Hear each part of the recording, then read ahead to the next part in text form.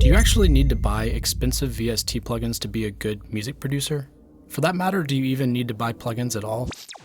I don't know about you, but I get bombarded with ads for new plugins all the time. And a lot of times the company is actually just trying to sell you the idea of being a better music producer or mixing engineer. And I'm not trying to hate on these companies. There's actually a lot of really good companies that I respect that use these kinds of sales tactics. And it makes sense from a business point of view. But what happens if you're new to music production and you're trying to learn how to become a better producer or beat maker? You might actually think that the answer is just finding the right plugin. While there are some plugins out there that will definitely help you by speeding up your workflow, or maybe even doing some things a little bit different than your digital audio workstation's equivalent can do, my opinion is that the majority of plugins that you typically see these kinds of ads for are definitely not going to be the magic bullet that just suddenly makes you amazing at production. When it comes to plugins like compressors, limiters, EQs, reverbs, delays, even distortions, phasers, flangers, and filters, whatever DAW you're using is going to have totally usable stock versions of these plugins. What I would recommend is that if you're interested in buying a new plugin, really learn how to use the stock version of it first. For example, if you really want to buy an expensive EQ like Fabfilters Pro Q3, which is amazing EQ by the way, take a look at all the features that it offers and then compare them to your stock EQ. Then you can ask yourself if it makes sense for you to actually buy the plugin. Now, if you're comparing the two plugins and you have no idea what most of the features even do, then in my opinion,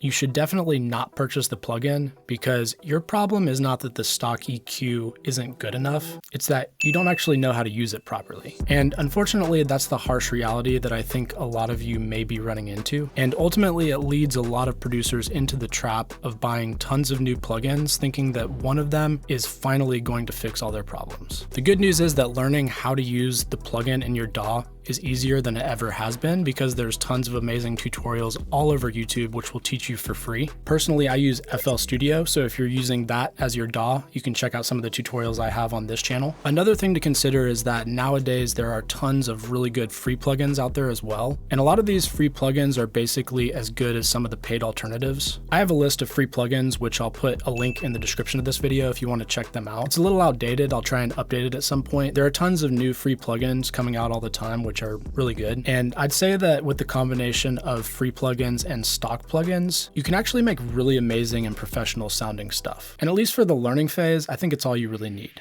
Now, there are a few exceptions, and it kind of depends a lot on what type of music you're creating. But let's say you're making a genre where you want to use a lot of classic analog synth sounds. Depending on the presets that your stock synth plugins have, it might actually make sense to purchase a plugin like Analog Lab V. However, there are tons of other free alternatives out there as well. And let me know in the comments down below if there are any free or paid virtual instruments or synths that you think are an absolute must-have. The other option is that you can learn sound design, and I actually recommend that you do at least learn the basics of sound design. I have a short 2-part video course for free right here on YouTube where I talk about the fundamentals of synthesis and sound design. I'll be sure to leave a link in the description if you want to check that out, and I'll have something pop up on the screen now as well. Also, when it comes to effects plugins, the one area where FL Studio lacks is in the lo-fi emulator type plugins. I don't have a lot of experience with other DAWs, so you'll have to check for yourself depending on what you're using. And again, depending on the type of music you're creating, this may be an area where you want to invest a little bit of money to get some better results. Plugins like RC20, Bad Tape, and Cassette by Waves Factory are great lo-fi plugins that can really help create a vibe that you just can't get with stock plugins. Personally, I love these type of plugins, and you don't necessarily have to be making lo-fi to use them. I've used these type of plugins for R&B, future bass, pop, lo-fi hip hop, trap, and even EDM stuff as well. There are also tons of free alternatives out there for these type of plugins. I'd say most notably Isotope Vinyl. If you've made it this far and you have no idea what I'm even talking about or how to use any of the plugins in this video, I do offer one-on-one private lessons which you can sign up for on my website. I'll be sure to leave a link in the description for that, and you can check it out if you're interested.